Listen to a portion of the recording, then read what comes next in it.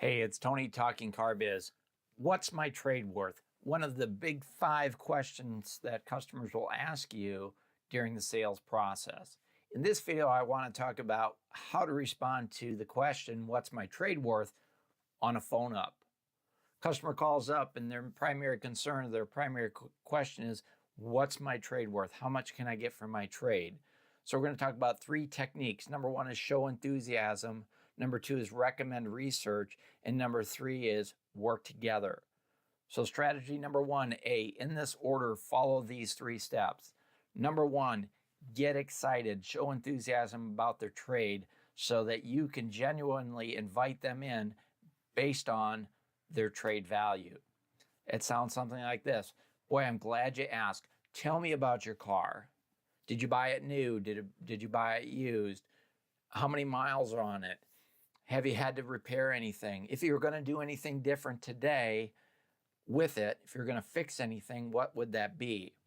This is not a checklist of questions. Does it have tires? Check. Does it have fuzzy dice? Check. The purpose of this initial conversation is to build enthusiasm about the trade, genuine enthusiasm from you to them about their trade-in value. So you ask them those questions, and then you follow up with the statement, boy, that sounds like a great vehicle. We could really use a vehicle like that on our lot. Okay? I don't care what the car is, how old it is, how many miles are on it. You can always use a trade-in, whether it's going to go on your lot, you're going to send it to the sale. You can use that trade-in because by taking that trade-in means you're going to earn their business on a newer used car. So you've got to build enthusiasm about that car. Boy, that sounds like a great car. We could really use that car on our lot.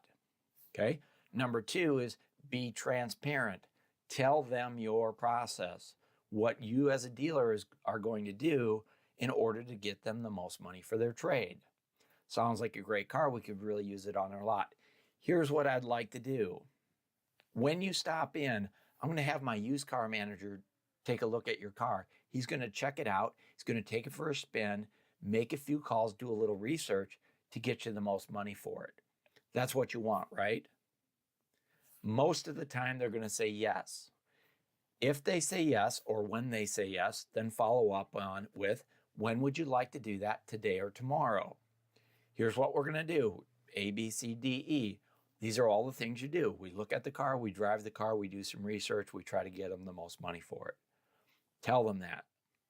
Then invite them in. Now, some customers will say yes to the invitation just based on your enthusiasm and your transparency. Plan B, the second thing you do. Always do A1. Now you're going to go B2. Plan B, they won't come in. I live in Timbuktu plus 100. I'm not coming in until you give me a value. Great. No problem, Mr. Customer. Have you done any research yourself online? They're either going to say yes, they have, or no, they haven't. Makes no difference. Always respond by, I recommend you do. So if they say yes, I've looked at Kelley Blue Book, or they say no, I haven't, just say, great, I recommend you do. And when you do that, make sure you use a fair to average condition. And we as a dealer, we're usually pretty close to that number. So if that's in your range, we should get together and take a look at it in order to get you the most money for your car. When would you like to do that, today or tomorrow? So you're encouraging them to use these third-party, credible resources to validate their research and encourage them to come to the dealership to get them the most money for their car. Okay? So number 1, be transparent, build enthusiasm. Number 2, recommend research and invite them in. Number 3, this is for the customer who says, I'm still not coming in. I looked it up on Kelley Blue. It says it's worth 10 grand, but I'm not driving all the way across the street until you tell me what it's worth. Okay? This is a critical third step, and this is where you start to get the customer to help you help them. What I want you to do is I want you to request that the customer send you some photos. All right, Mr. Customer, I'd like to get you a range on what your vehicle's worth, but in order to do that, it's really best for me to show the car to my boss. So here's what I'd like you to do. take your smartphone, go out and take some photos of the vehicle and maybe a video if you know how to do that, and send them to me. Then call me up and I'll put those videos and photos in front of my manager and ask him what he'd be willing to do. Fair enough? Great. Sometimes customers give you pushback on that, and I've got a strategy around that, but let's assume they're willing to do that, and what is the advantage to them doing it? Number one is if you can get the customer to get up off their couch, go out to the garage, and take photos and videos, and then text or email those photos and videos to you, you've got the customer working with you. They're trying to help you help them. You've now formed a partnership to get them the most money for their trade-in. What I found is by doing this, the customer becomes more amiable, more flexible. They feel as though we're moving forward. We're not fighting them. We're working with them. And if they do that, then I'm able to get those photos and videos in front of my used car manager and leave the ball in his or her court.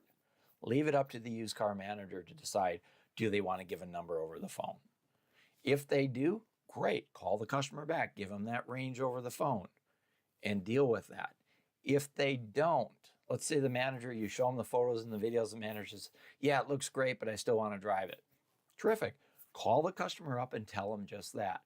Hey, Mr. Customer, it's Tony. Wanted to get back with you on your vehicle value. I had a chance to get those photos and videos in front of my used car manager. He checked it out. He's really excited. He really wants to see it and drive it in order to get you the most money. When can you do that? Today or tomorrow? That works, folks. I'm telling you, it works because the customer's now working with you. They've put some effort into this process. And all you've said all the way through the conversation is, I want to get you the most money for your trade-in. You didn't try to shortcut their trade-in. You didn't give them a number. You didn't over-evaluate the trade-in, but you told them what your intentions were. You were transparent. And I'm telling you, follow ABC, and you won't have to have so many customers who need a number over the phone every single time. Shortcut A, B, C, and D, it'll happen all the time. So the 3 tips. Number 1, get excited, show enthusiasm. Number 2, recommend research. And number 3, work together with the customer. This is Tony, Talking Car Biz. Thanks for watching.